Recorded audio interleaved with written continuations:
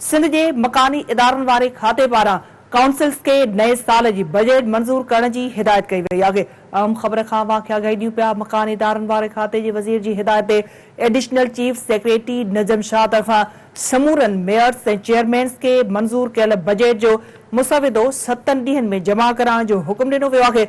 Additional chief secretary नजम शाह जो चवण है तो हर काउंसिल मुकर्रर तरीक़ेकार मूजिब खर्चन जा तफ़सील बजट दस्तावेजन की शिकिल में तैयार करे मंजूर करने जा पाबंद आहिनि। सिंध के मकानी इदारन वाले खाते पारा काउंसिल्स के नए साल की बजट मंजूर करने की हिदायत कई वही है। मकानी इदारन वाले खाते के वजीर की हिदायत एडिशनल चीफ सेक्रेटरी नजम शाह तरफा समूरन मेयर और चेयरमैन के मंजूर कल बजट जो मुसविदो 7 ॾींहनि में जमा कराने जो हुक्म दिनो वियो है।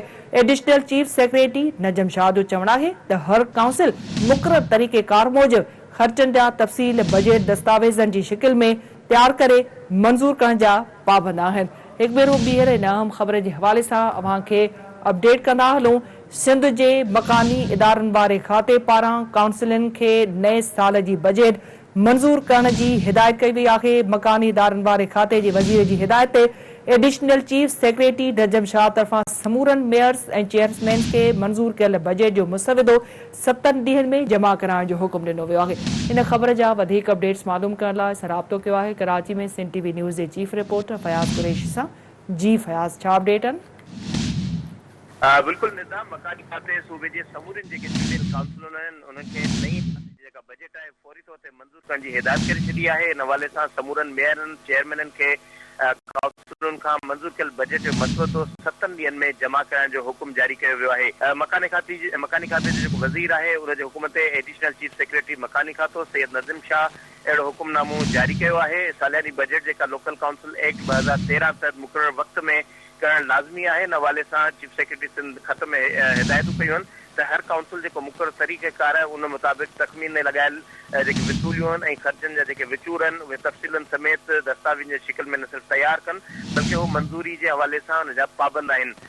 एडिशनल चीफ सेक्रेटरी इहो चवणो त काउंसिल जो सरबराह तयारु बजट जो मसवदो जेको 7 ॾींहनि जे अंदरि न सिर्फ़ु मंज़ूर करे बल्कि उहे खातनि खे मोकिले। अगरि जेकॾहिं कुझु काउंसिलूं जिते चूंड बाक़ी हुजण रहियल आहे उन बावजूद उते जेकॾहिं वजूद मौजूद न आहे त उन्हनि खां अलावा जेके बि काउंसिलूं आहिनि उन्हनि जे मथां लाज़मी आहे त बजट खे काउंसिल में मंजूर करायो वञे। अगरि जेकॾहिं अहिड़ी तरह सां बजट जेकॾहिं मंजूर न कराई वञे न सिर्फ़ु कानून जे सही ख़िलाफ़ हूंदी बल्कि जेके क़ाइदा आहिनि उन्हनि जी बि ख़िलाफ़ वर्ज़ी हूंदी। सेक्रेटरी मकानी खाते जो इहो चवणु आहे त सिंध काउंसिल कानून ऐं क़ाइदनि मुताबिक़ बजट मंज़ूरी खे न सिर्फ़ु यकीनी बणायो वञे बल्कि directorate of local fund audit जो वो मालियाती जेका ॾे वठि आहे उन जे हवाले सां काउंसिलुनि खे अहिड़े क़िस्म जी इजाज़त ॾियण जे हवाले सां रुकावटूं ॾेई सघे थो ऐं बजट जेकॾहिं नाकामी में अहिड़े क़िस्म जी अॻुवारी कई वई ऐं बजट कामयाबी सां पास न करायो वियो। एडिशनल चीफ सेक्रेटरी इहो चवणो आहे त बजट जी जेका मंज़ूरी आहे उहा लोकल गवर्नमेंट एक्ट 2013 जी न सिर्फ़ु ख़िलाफ़ वर्ज़ी हूंदी हिन खे फौरी तौर ते मंज़ूर करायो वञे। हिन हवाले सां सूबे जेके लोकल काउंसिलूं आहिनि उहे 30 जून जी जेका मुक़ररु वक़्तु आहे उन मुताबिक़ जेको मामले खे अंजाम ताईं पहुचाइण जे हवाले सां लाज़मी बनायो वञे।